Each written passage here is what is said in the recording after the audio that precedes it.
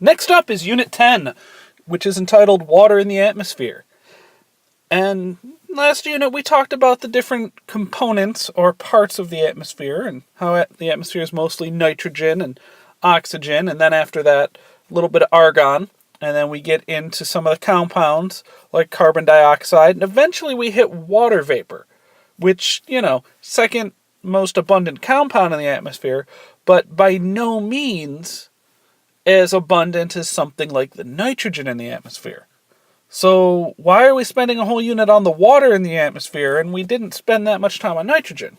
Well, the water in the atmosphere plays such a vital role in our planet. Most weather is created because of the water in the atmosphere. Clouds are water. They are water vapor that is condensed back into a solid or liquid form. And so we're going to talk about all that stuff here in Unit 10. And we're going to start off in Lecture 1 by talking about the water cycle, which is something we've all seen before, or you've all seen before. Of course, I've seen it before. And humidity, which, it's winter right now, so we're not thinking about the hot, humid days of summer, but humidity, really plays a big role when those hot, humid days come. So we're going to start by talking about how water moves on Earth, how it moves around the Earth. And it moves around the Earth via a cycle. Now, we have some kind of familiarity with cycles. We talked about the carbon cycle, a nitrogen cycle, a phosphorus cycle, way back in the first semester. Now we're going to hit up on probably the most famous of the cycles, and that's the water cycle. And the water cycle is how water moves between the atmosphere, which is the air, the land, which are the ground, and the oceans, which are those big, huge deposits of salt water that are found most of the Earth. And more than 2/3 of the Earth's surface, almost 70% of the Earth's surface, covered with water.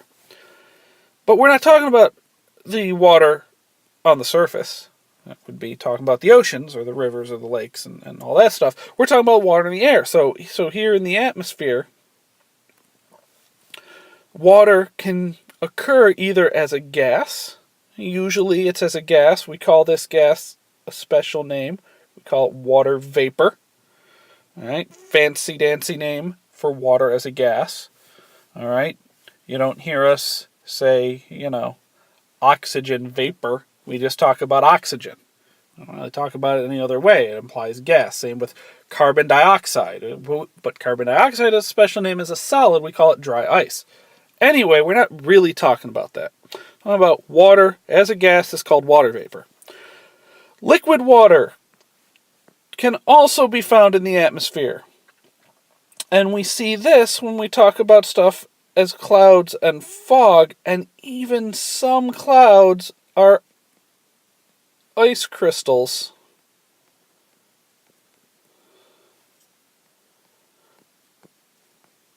Which means water can also exist in the atmosphere as a solid. So you normally don't think of parts of the atmosphere being solid, but here there's ice crystals floating around in the atmosphere, a solid form of water.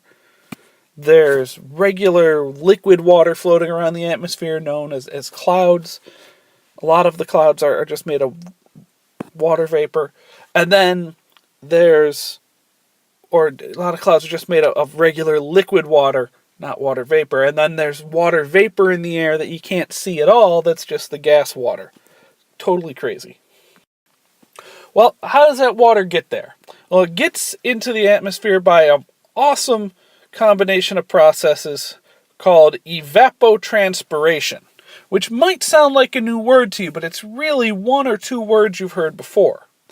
Evapotranspiration is the sum of water lost by the environment through evaporation. That's the evapo part. Evaporation. Evaporate. Alright? And besides the water lost by evaporation from soil and surfaces like the ocean and rivers and lakes and all that stuff, that's all evaporation.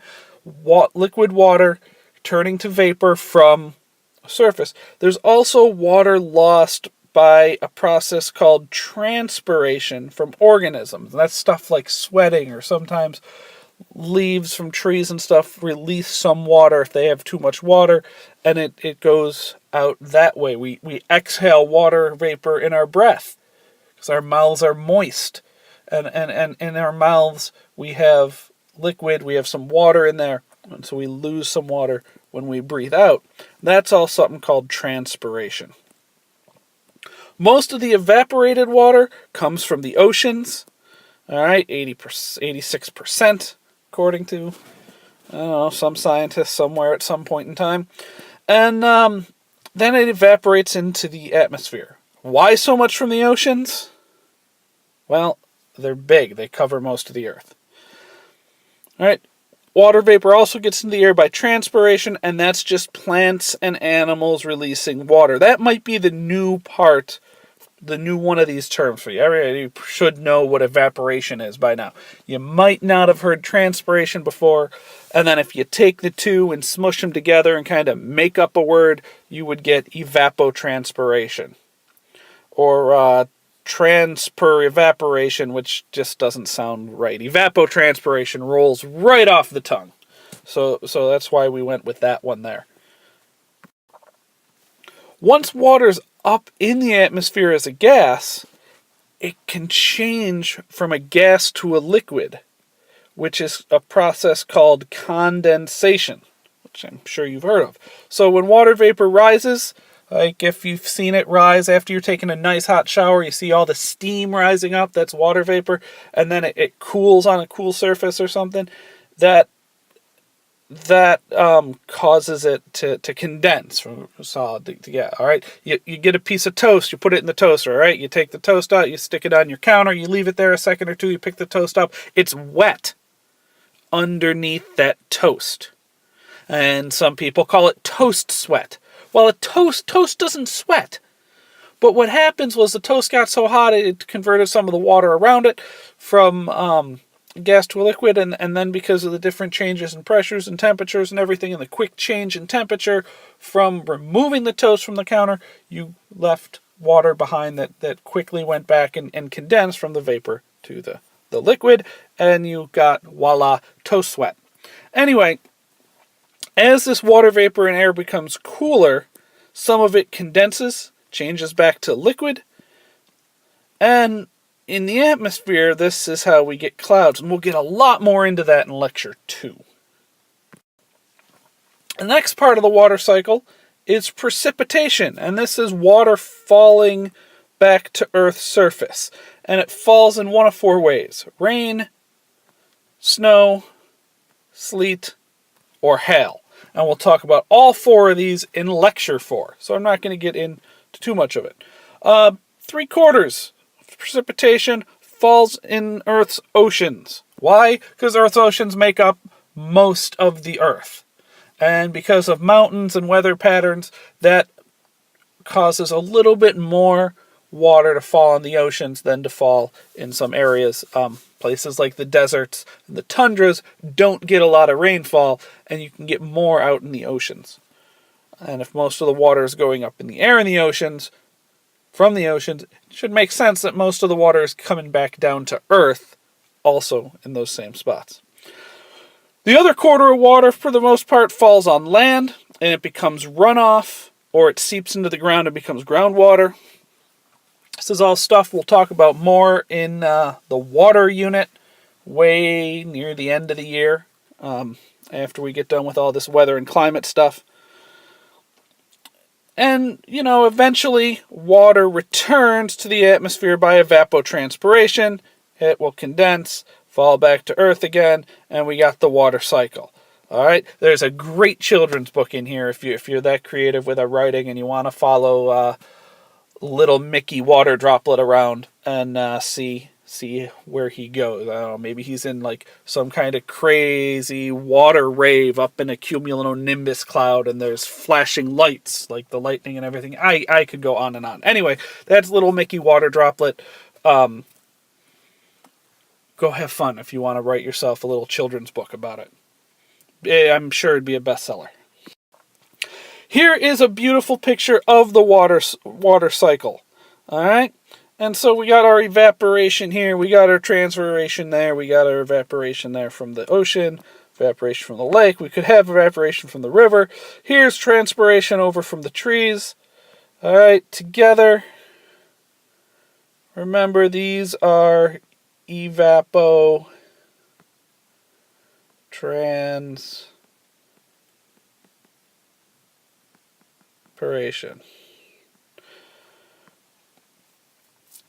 All right, then what we got is we got that water vapor gets transported around the atmosphere by winds and global wind patterns. All right, the vapor gets transported there. Yes, I know there's no U in vapor. I must have taken this from somebody from either England or Canada or Canada or something like that. So we got the vapor transport going in either direction.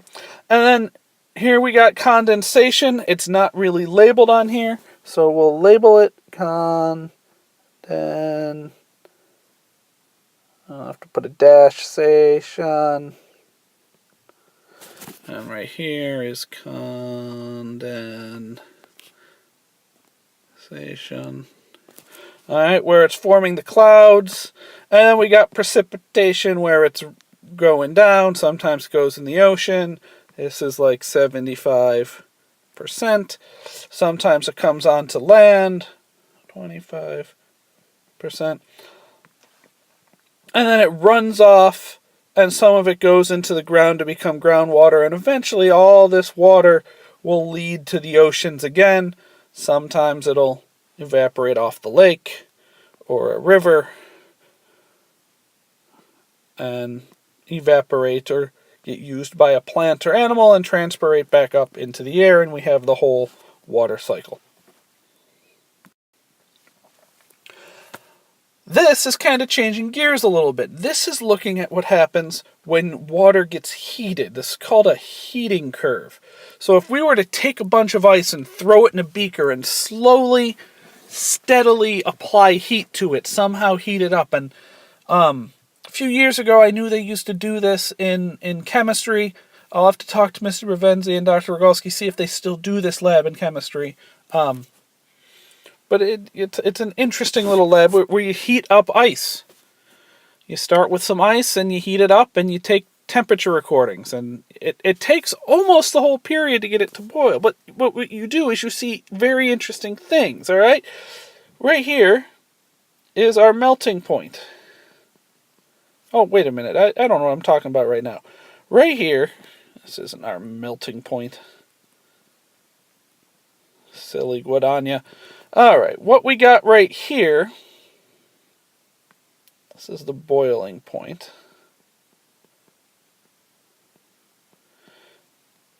Right here at 100 degrees, and here is the melting point.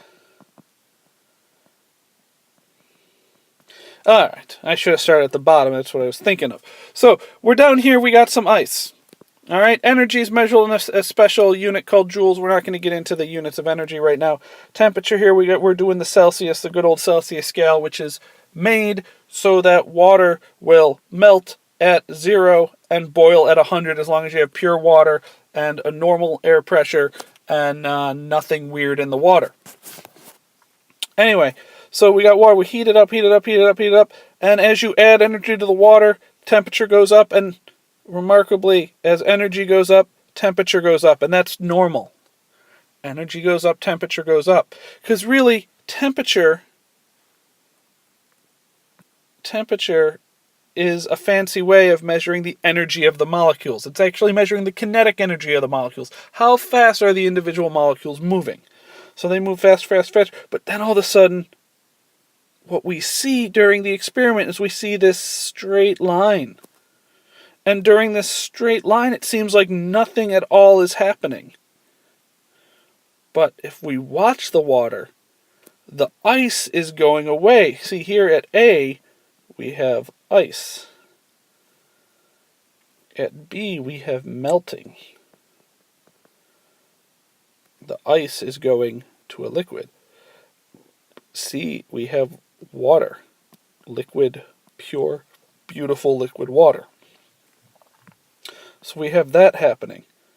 We're increasing the energy, but where's that heat going? It's not changing the temperature. All that heat gets used up to cause the phase change. All right, and it's a special type of heat.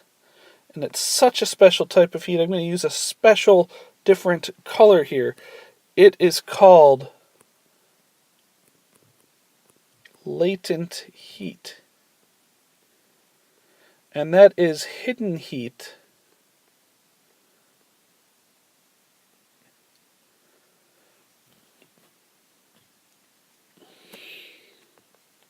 used in a phase change. So at this part of the graph, instead of happening what you would expect to happen, which would be the temperature keep going up, energy gets absorbed to cause that ice to turn into liquid at the melting stage. And then once it's all liquid, that liquid water starts to heat up. And then there's the long climb all the way up to 100 degrees Celsius, which is the boiling point of water. And that, shockingly, is where water boils, at its boiling point. And again, we see that build up, that plateau where latent heat is being used to convert the liquid molecules to the gas molecules, and then we finally have water vapor at the end.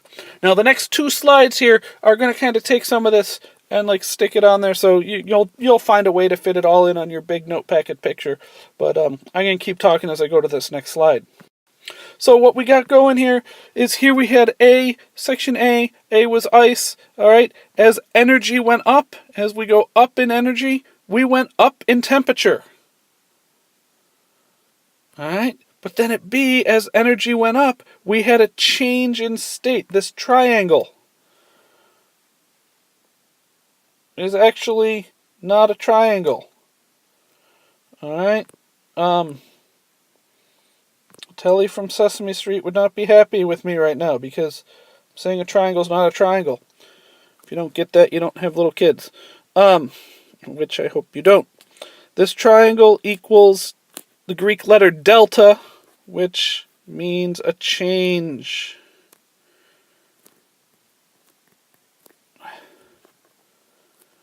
Alright, and so we get a change in the state of matter that's going on right here. Which means there's latent heat, that hidden, sneaky heat that's causing that change. At C, it looks just like A, and so we see the same type of thing.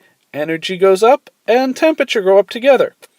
And then at D, right again, D, we got that plateau. As we add energy, we have a change in state again. Remember, the delta is a change in state. Right? And so that means there's more hidden heat there. The water is absorbing heat and everything. And then finally, at E, when we're all water vapor, when the water's all vapor again, energy goes up, temperature goes up as we increase the temperature of the vapor. All right? This is the hardest one to see in a lab such as this, because we don't usually collect that water vapor and keep heating it. We can usually get to here. And then we'll see the level off point once again, where water would level off while it's boiling. And so you can get parts A, B, C, and D of this graph in a laboratory pretty easily. It just takes time and patience to watch water, or to watch ice melt and then water boil. It's not an exciting lab. All right, you get great data, you produce this exact same curve, awesome result. Not a fun lab, because you're watching ice melt and then water boil and taking measurements like every minute. Alright? We're not going to do that lab. Alright, I don't know where you're going to find a spot for this, but you might find something somewhere. This is just talking about the atmosphere. Most of the time in the atmosphere, we're right here. See, energy goes up. We have some evaporation going on. Evaporation is happening right here. Letter D is evaporation. Letter D is also condensation. Alright, so we got that big phase change between gas and liquid going on. Alright, evaporation's how it gets up into the air. Condensation is how it leaves vapor and becomes clouds. And sometimes we have this spot where the water vapor goes right from a solid, to E, a gas. And that's called sublimation. We see this mostly with dry ice, but it can happen with real water as well under certain conditions. And we can also see it where water goes from gas state E to solid state A, which is a weird jump as well. And we can see that happen, and that's how we get some of the clouds made of ice crystals. Well, what all this leads to is humidity, and humidity is looking at the amount of water vapor in the air. All right?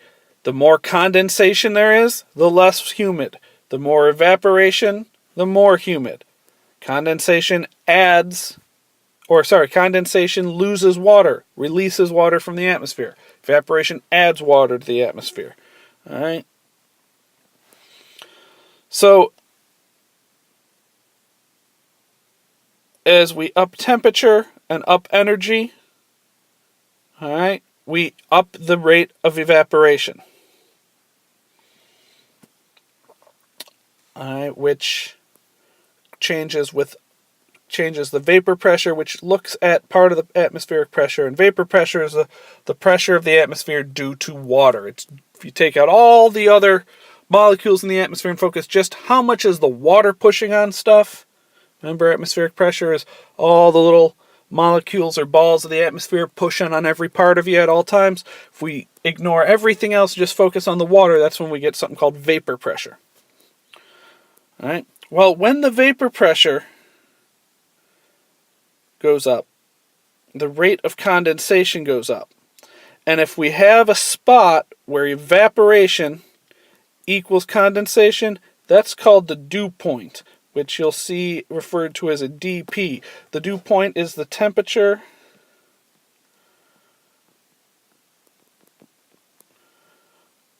at which, and I spelled which wrong, there we go, which water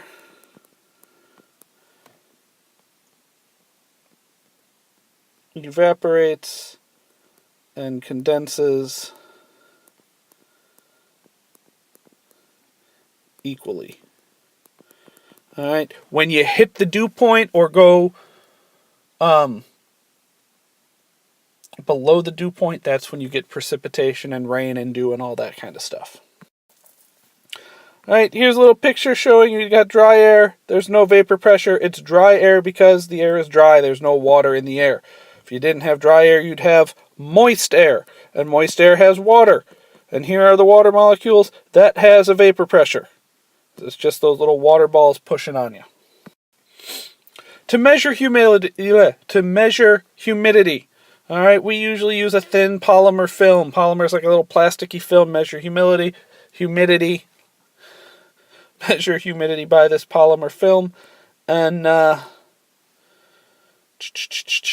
it's surrounded by a humidity sensor, or the sensor is surrounded by the film, which looks at a conducting of electricity. This is how we would measure it using a weather station, or how the weather people measure it. It's really useful. We've really figured out how to work. The more water that there is in the air, the more energy can be conducted, and so the higher the humidity. However, that is impractical for us, because we don't walk around with these humidity sensors and polymer film and the equipment to set it all up, figure it out. We can easily figure out the humidity here in the classroom with just us and our simple equipment without the whole polymer film and everything, using something called a psychrometer. And a psychrometer sounds really, really cool. Alright, most things that start with PSYC sound cool, like psychos. It sounds like a cool word. It was a great movie by Alfred Hitchcock. Alright, yeah, you don't want to date a psycho, but, whatever. I don't know, I've always loved how the word PSYC looks. It looks so cool. So we got a psychrometer, which sounds like the coolest thing ever until you find out what it is. And it's two identical thermometers. The only difference is one thermometer is covered with what is called a damp wick, so some damp piece of material. All right, we're going to use one of these in the lab. We're going to use a paper towel. All right, and this one, the bulb of the thermometer, the little red bulb, circular part of the thermometer at the bottom, when that is covered with something that is damp, we call that a wet bulb because it's got water on it. And then the other bulb of the other thermometer, the other bulb, does not have water on it. So there's no water. If you have something with water that's wet, you take away the wetness from a wet thing, now you have a dry thing, so we call that the dry bulb. So we have two thermometers, a wet bulb and a dry bulb. We then can take the coolest psychrometers. We don't have many of these here, so we're going to have to do this a little different way and fan them instead. But if you get the really cool ones, you get to hold it by a handle and swing the thermometers through the air, which is the coolest part of a high-tech psychrometer.